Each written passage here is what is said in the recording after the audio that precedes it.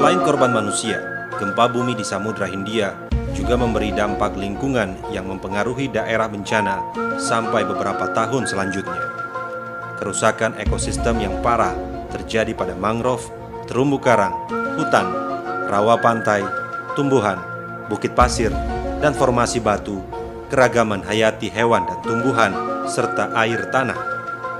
Penyebaran limbah padat dan cair serta kimia industri, polusi air, dan hancurnya instalasi pengumpul dan pengolahan limbah juga mengancam lingkungan.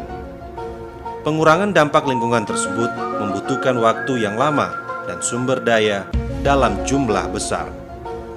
Menurut sejumlah ahli, dampak utamanya disebabkan oleh kontaminasi persediaan air tawar dan tanah oleh air asing dan endapan lapisan garam di atas tanah subur.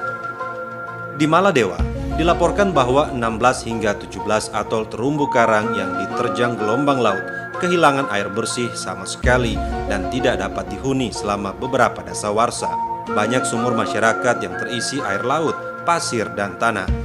Akuifer terkontaminasi karena batuan yang berpori-pori. Tanah yang terlapisi garam menjadi steril sehingga sulit dan butuh biaya untuk memanfaatkannya menjadi lahan pertanian. United Nations Environment Program atau UNEP bekerja sama dengan pemerintah daerah untuk menentukan keparahan pengaruh lingkungan dan cara menyelesaikannya.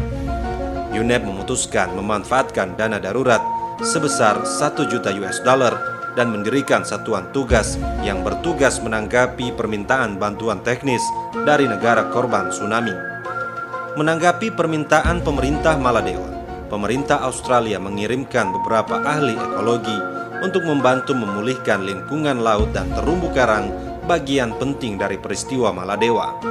Banyak ahli ekologi yang ditarik dari posnya di karang penghalang besar di perairan timur laut Australia. Di pantai timur Sri Lanka, tsunami masuk ke sumur-sumur yang menjadi sumber air minum warga desa.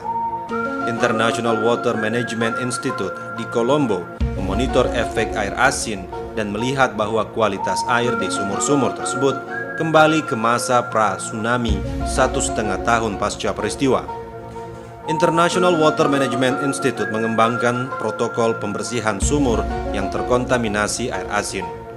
Protokol ini disarankan secara resmi oleh World Health Organization (WHO) sebagai bagian dari rangkaian panduan daruratnya.